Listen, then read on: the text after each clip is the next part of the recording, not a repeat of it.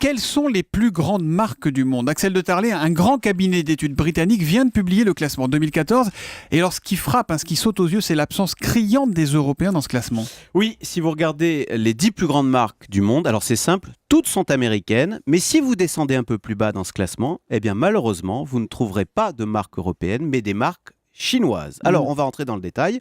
D'abord, la plus grande marque du monde, numéro 1 mondial, eh bien c'est Google, ouais, voilà, sans surprise. voilà, qui a détrôné Apple, notamment sur les critères d'innovation grâce à des projets comme la Google Car, vous savez, ou la Google Glass, ces lunettes qui vous donnent des informations en temps réel sur votre trajet, par exemple. Alors qu'Apple, c'est vrai, donne l'impression de s'être un peu assoupi en termes d'innovation. Mais la marque, c'est aussi ce qui procure de la confiance. On se dit, si j'achète telle marque, je n'aurai aucun problème. Et bien là, on va retrouver tous les grands noms américains comme IBM qui est 3e du classement, Microsoft, pas de problème, McDonald's les 5e, Visa, les cartes bancaires, bref, des Américains, et les Chinois qui apparaissent dès la 14e place avec par exemple le site internet chinois Tencent, suivi par l'opérateur télécom China Mobile, qui est 15e, toujours pas d'Européens.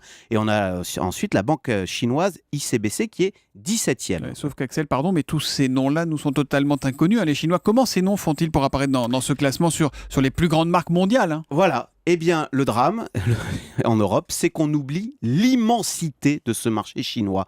Tencent, le site chinois, effectivement, je ne sais même pas comment on prononce. Ben oui, mais c'est 500 millions d'abonnés. C'est l'équivalent de toute la population européenne sur un réseau social. D'ailleurs, c'est l'un des plus gros réseaux au monde. La banque chinoise ICBC, que personne ne connaît, c'est 300 millions de clients. C'est l'équivalent de toute la population des États-Unis. Ce classement nous montre cruellement ce qu'est le 21e siècle. On voit d'une part la force, l'empreinte des entreprises américaines, notamment dans les technologies, Google, Apple, Amazon, qui est 10e, et on voit aussi le gigantisme du marché chinois, où les clients se comptent en centaines de millions. Alors comment lutter?